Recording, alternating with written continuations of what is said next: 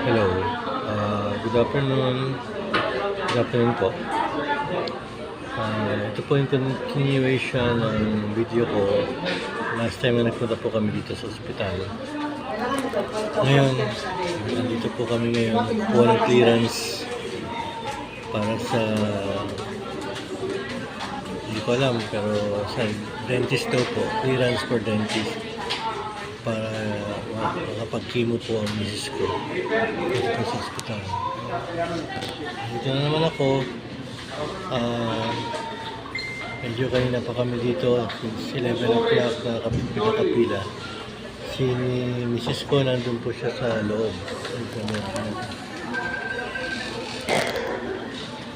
Medyo natagalan. Sana hopefully magkaroon siya ng clearance para makapag-start na siya mag-chemo. So, medyo may kahirapan sa ngayon. Kailangan talagang kumuha daw ng clearance. So, hinintay ko ang misis ko. Until now, nandun siya. Actually, maraming policy ang clearance.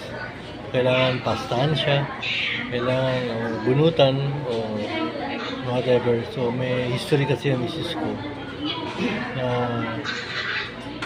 tungkol sa dental niya. Hindi siya kagad makapagpabunot kasi medyo hindi maganda yung tubo doon sa wisdom tooth ko. Sana magkaroon ng problema. Sana mapagbigyan naman nila kasi cancer patient naman siya, so sana mapagbigyan naman siya, makuha ng clearance para hindi naman siya makauwi na kami para makapagpahinga siya.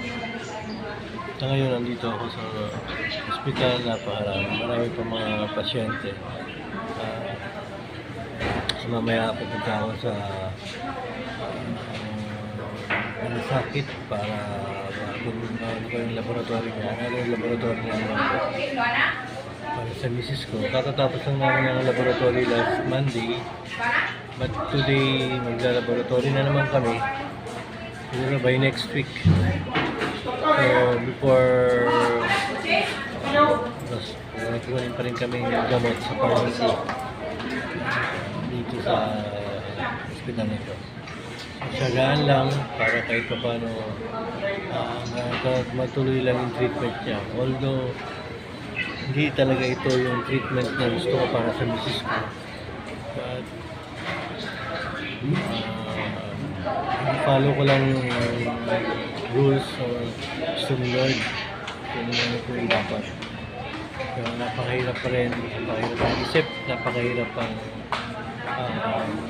sitwasyon na may mga gusto ka pero hindi mo magawa kasi nga syempre wala so sa mga tao naman na nagmamalasakit, salamat. Yun gusto ko lang i-continue makapag-treatment yung wife ko para mas tuloy-tuloy lang yung gamutan niya. Although alam ko nahihirapan siya kasi every night painful para sa kanya. So napupuyat kami ng anak ko. Anak ko may pasok pa. Nasalitan lang kami sa schedule. Ako rin may pasok din ako. But today is walang pasok yung anak ko. So siya na muna ang nagbabantay sa bahay. So hanggang ngayon hinintay ko pa rin dito sa kwarto na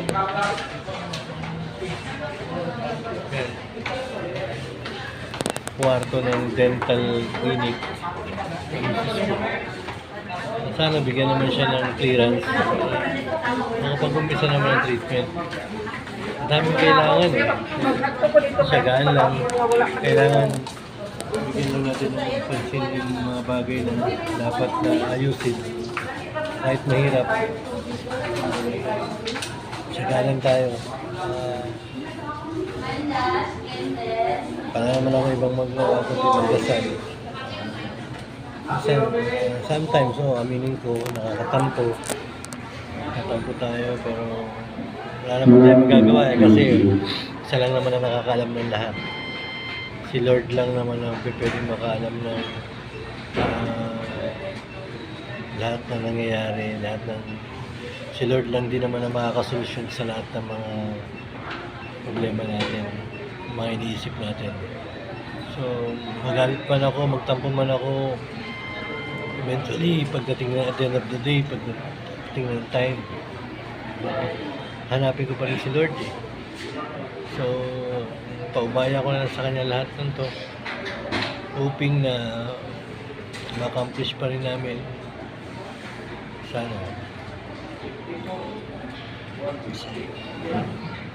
Okay. Gusto kong gumaling yung misis ko. So, with the help of God, alam ko gagaling siya. Para sa anak ko. So, kapit lang. Lakasan lang natin ang loob natin. So, yari natin lahat ng ito kay Lord. Huwag tayo bibitaw. Kahit gano'ng kasakit.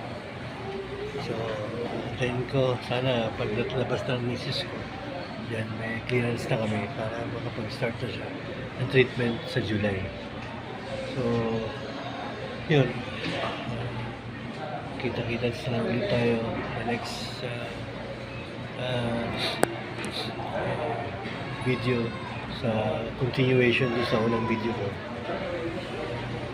Hopefully guys, sana pag-pray nyo rin kami, ng misis ko, family ko, sa lahat kayo.